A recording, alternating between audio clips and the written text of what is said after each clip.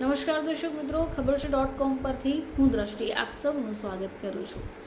દર્શક મિત્રો, આપણે સૌ જાણીએ છીએ કે લોકો પોતાના જીવનમાં થોડો સુધારો લાવવા માટે ઘણા બધા પ્રયત્નો કરે છે. જીવનમાં ઉન્નતિ, સુખ, સમૃદ્ધિ લાવવા માટે લોકો ઘણા બધા વાસ્તુને લગતા પણ પ્રયત્નો કરે છે.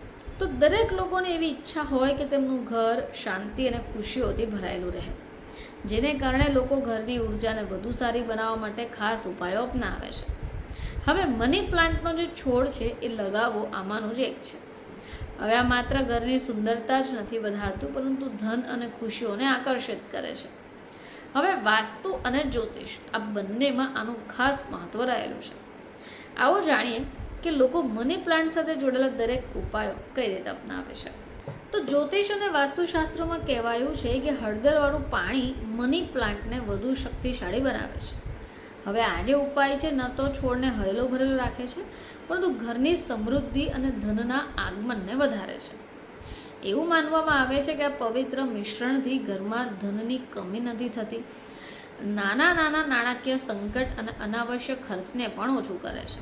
હવે એ સિવાય ઘરમાં ક્યારેક એવો માહોલ બની જતો હોય છે કે તણાવ, મન મોટાવ અને નિરાશા મહેસૂસ થાય છે. હવે આવી નકારાત્મક ઉર્જા ઘરના વાતાવરણ, પરિવારના સભ્યોના મન પર અસર કરે છે. હવે જે હળદર છે એમાં નકારાત્મક ઉર્જા હટાવવા સકારાત્મક ઉર્જા વધારવાની વિશેષ શક્તિ રહેલી છે. હવે જ્યારે જળ અને હળદરનું પવિત્ર મિશ્રણ બનાવીને મની પ્લાન્ટમાં નાખો છો તો ઘરમાં છુપાયેલી નકારાત્મક ઉર્જા જાતે સમાપ્ત થઈ જશે. હવે આ જે હળદર છે એનો સીધો સંબંધ જ્યોતિષ શાસ્ત્રમાં ગુરુ ગ્રહ સાથે જોડાયેલો છે.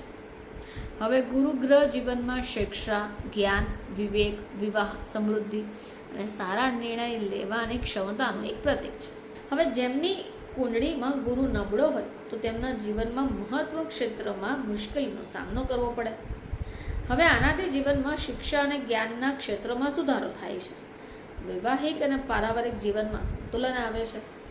તો દર્શક મિત્રો, જો ગુરુવારના રોજ મની પ્લાન્ટમાં હળદરવાળું પાણી રેડવામાં આવે તો આનાથી ધન ધાન્યથી ઘર ભરાઈ જાય છે. ફરીથી આપ સમક્ષ હાજર થઈશું. ત્યાં સુધી જોતા રહેજો ખબર છે .com.